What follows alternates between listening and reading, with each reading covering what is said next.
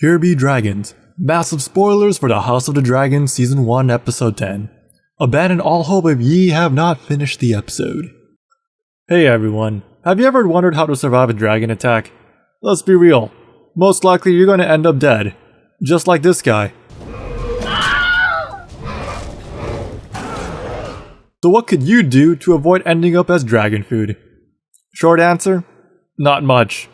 If it wants to munch on you, it'll munch on you. These are beasts of power that have minds of their own. But there are some things that could have been done differently that might have allowed Lucerys to live. Keep in mind, I'm only going off the show here, and we're not going to be including any fancy magic. So magical cloaks and invisible rings are totally off the table here, as well as shapeshifting wizards and random warging incidents. Instead, we're going to be focused on some possibilities that could have realistically been achieved in the show. Again, the keyword here is could have. We're going to start off with Boros Baratheon, Robert Baratheon's ancestor, or, Big Bobby B's super old grandpap, the OG Big Bobby B. Scenario: you're in the throne room, outside is a raging storm, and you're aggressively confronted by an Aemond that wants to stab out your eye, and his dragon nearby is intimidating you. But guess what? Big Bobby B just yelled for you two to stop going aggro on each other, and that he will not have blood spilled under his roof. What do you do now? In the show, Lucerys just booked it. But another alternative for him, since he is a messenger and a very noble messenger and Rhaenyra's son, might I add, is to demand lodgings and stay overnight. Stay overnight? What kind of madman wants to stay overnight with a lunatic Aemond nearby? Isn't that basically a death wish? Alright, hear me out. Big Bobby B just had his castle floor polished. Do you know how long it takes to polish stone to the point where you can see your own reflection with nothing but a rag? Do you know how time consuming it is to get that done with nothing but serfs and peasants? Big Bobby B here doesn't want some uppity blue blood spilled on his clean polished floor. That stuff stains, and he doesn't have the Lannister cash to throw around for some new flooring. So, he's gonna put a stop to any violence right here, right now, and that includes assassination attempts. But for reals though, messengers and diplomats in this world aren't Sparta kicked to death the moment they present bad news. We've seen several times in this world where messengers of opposing forces come to parley, and everyone leaves with their head on their shoulders.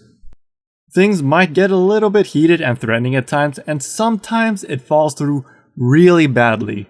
But for the most part, negotiations and coercions are the first tools thoroughly employed before the sword. Unless there's a short-tempered king's guard behind you, or you're doing something egregious and insulting, say calling someone's child an illegitimate heir, you're most likely going to keep your head as a messenger, and especially as a messenger of royalty.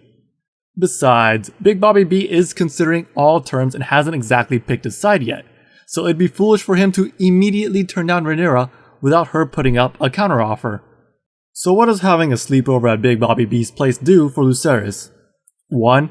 He'd probably have a guard posted outside of his room to reduce the odds of assassination attempts or eye-poking. 2. It'd give him some time to calm down and assess the situation and maybe send a raven to Rhaenyra, who will definitely respond with her own host of dragon riders and maybe even riding out herself to protect her own son. And 3. He'd be given the option of leaving at a significantly different time than Aemond, and with potentially different weather conditions as well. Just observe when Aemond leaves and note which direction he's leaving, then book it in the opposite direction like half a day later. If Lucerys stays overnight and Aemond doesn't, then great, problem solved. If they both decide to stay, well, Lucerys has the option of sending a raven to his mom and simply wait for her response. The option of staying overnight just gives him a lot of flexibility and time. But it isn't the only option he can do to improve his odds of survival. Let's say, for example, Big Bobby B is a huge jerk, refuses to give lodging and already pledged allegiance to Alicent. That sucks. Diplomatic mission failed, and the negotiations were like Obi-Wan Kenobi himself was handling it. So now, Lucerys is left with no choice but to leave immediately. What could he have done to survive the chase? The key thing to remember is the young prince lost control of Arrax, which cascaded into Aemond losing control of Vhagar, which then led to Lucerys' death. Remember, Aemond was shown at the end of the episode not wanting to kill Lucerys. He only wanted to eye like some kind of spooky witch. So a critical point in calming Arax down was taking a breather, and a potentially safe place to take a breather was at the cliffs. Vhagar couldn't fit between the cliffs, and Arax could rest briefly on a rock formation or something. That moment of respite can be the difference in calming Arax down, and consequently, calming Vhagar down. There might even be a cave network that Lucerys can take refuge in for the night and wait until Aemond gets bored and leaves. And one of the biggest weaknesses we have learned about dragons is that they cannot effectively assault a cave network, as indicated when Daemon and the sea snakes had their lengthy war with the crab feeders. But what else could have Lucerys done besides utilize the terrain? Alright, big armchair general time, and hear me out here. He could have flown through the deeper parts of the storm. What? Fly into the storm that is approaching with Virgil in the middle of it? The answer is yes. That same storm that caused major headaches for Lucerys is the one thing that is potentially keeping him alive. Yes, you run the risk of getting into a crazy fight between Dante and Virgil, but you also obscure Vhagar's vision and prevent the large dragon from unleashing her full arsenal. This gives Lucerys some opportunities to outmaneuver and escape Aemond. The moment Lucerys took to clear skies, he basically gave Vhagar a 100% accuracy buff and doomed himself. Yet Lucerys never chose to employ the most deadly weapon in all of Westeros. He never chose to employ speechcraft and charisma, the one thing that really warps the realms of power. He could have put all of his leftover skill points into speech and tried negotiating with Aemond and Boros. I mean, this guy did it countless of times when he was in a position of weakness and execution. So it is possible for Lucerys to attempt negotiations and get out of this situation. I don't know what Aemond and Lucerys would have talked about, but I imagine it goes something like this. I want your eye! Hey man, you got a dragon out of it. You said it was a fair trade. Sorry about your eye though. I'm sorry for poking it out. Yo, you right. Thanks man. All I wanted was an apology. I can now have a legit Mad Eye Moody cosplay now. Okay, so maybe it won't happen like that. Were there other things that could have been done that might have prevented Lucerys' death? Yeah, Rhaenyra could have dispatched an honor guard with her sons. She could have maybe sent both of the boys together on a longer journey at the cost of speed. Rhaenyra could have ignored her son's advice on sending dragon riders and used their raven instead. Daemon could have gone with them at the cost of Daemon doing the Daemon thing and probably starting a fight on the spot. But everything mentioned so far, including staying overnight at Big Bobby B's place, hiding in the cliffs, flying through the deep sections of the storms, and employing charisma, is only a chance at saving Lucerys. None of it is guaranteed. A determined Aemond may still sneak into Lucerys' room to, poke out his eye. Big Bobby B could have denied them sanctuary. Aemond could have used fire to smoke out Lucerys from the cliffs, and a cave network might not even exist in the first place. The deeper parts of the storm may panic Arax even further, and there is no guarantee Lucerys is even traveling in the right direction in the storm. Charisma and speechcraft may have even rolled a critical fail and make things worse.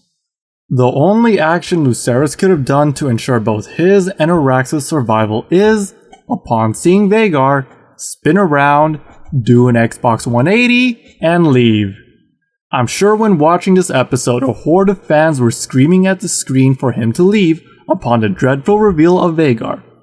This is pretty much the only way you can guarantee survival. At this point in time, Aemond is in the court and Vhagar isn't focused on Lucerys. Hand over the message to a guard if you want, then make like a tree and leave. Despite all this, I do think Lucerys handled his situation the best he could, given his skill set and position. Look at the grand scheme of everything. I can't really fault him for what happened. He's stressed out, is the future Lord of Driftmark, a title that he doesn't want, might I add, is a young adolescent, and his mom instilled a strong sense of duty above all else. He's not as well read and well versed into silver-tongued diplomacy as Tyrion Lannister. Aemond is always flourishing a dagger in his face and stressing him out about it, and he also has the weight of political influence on his shoulders. In addition, he's also very much aware of assassination attempts on his life, and he probably feels like he has to prove his legitimacy after being called out as illegitimate. There is major depression since his true father, Harwin Strong, was suspiciously killed. Like, there is a perpetual sword of Damocles hanging over his head, and he never wanted any of it. And he has to deal with all of this misfortune in a very short time window. This, of course, transferred the stress directly onto Arax, who Lucerys is bonded with. The sum of each of these stress factors culminated in Lucerys trying to do the right thing, in him trying to uphold his mother's ideals of duty above all else and walk into the Baratheon court and face Aemond, despite his fears. It's admirable, but at the same time, he was sorely ill-prepared for the whole situation. It's a tragedy for everyone involved. But, you know what good came out of this? We got a ton of content of Aemond going, whoops.